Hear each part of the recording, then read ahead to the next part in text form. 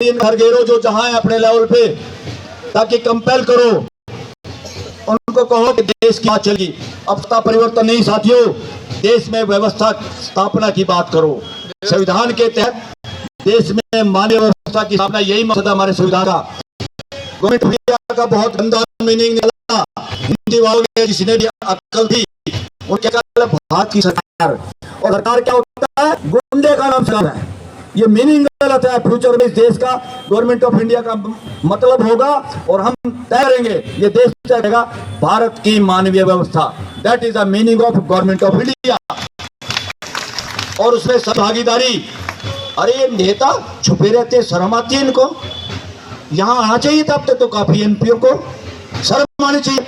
उनके परिवारों को मैं आह्वान करता हूँ, उनकी पत्नी बच्चों को आह्वान करता हूँ, उनके पड़ोसी रिश्तेदारों का आह्वान करता हूँ, हर एमएलए एमपी को कि जाओ जंतर मंतर वाले तीर्थ पे घूम के आओ, अगर तुम डेमोक्रेसी में विश्वास रखते हो तो साथियों।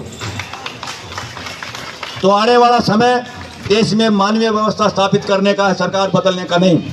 जो भाग भाग के दौड़े कुर्ते पजामे पहन के अध्यक्ष फलाना बनने के लिए इधर उधर भाग रहे हैं, उन सबको सबक सिखाओ और खुद ये सोच लो, एमएलए एमपी बनने से ज्यादा जरूरत है इस देश में मानवीय व्यवस्था की स्थापना, संवैधानिक व्यवस्था की स्थापना।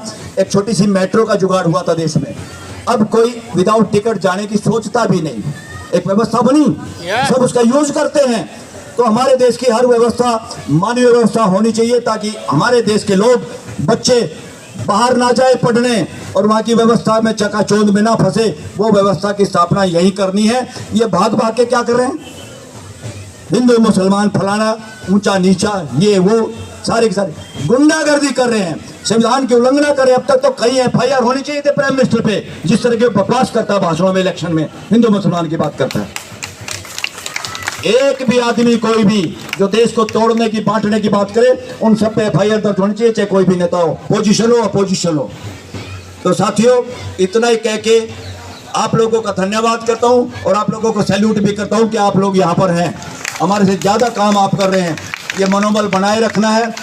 देश के हर पेरेंट्स को भी कहना चाह रहे हैं कि अपने बच्चों को धरनों को भेजो, एक दिन जरूर भेजो।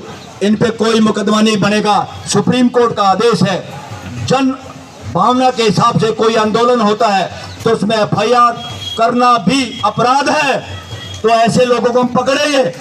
जो भी अधिकारी कर्मचारी किसी दबाव में अगर इन युवाओं पे किसी पे मुकदमे दायर करने की कोशिश करेगा, उसकी सारी उम्र हम कोर्ट में उसको घसीटेंगे, कोई भी हो। वकील बख्शेंगे नहीं उसको। तो वकीलों से दोबारा आह्वान है कि धरने पे जरूर आए, हमारी सबसे पहले ड्यूटी बनती है। Thank you very much. नमस्कार।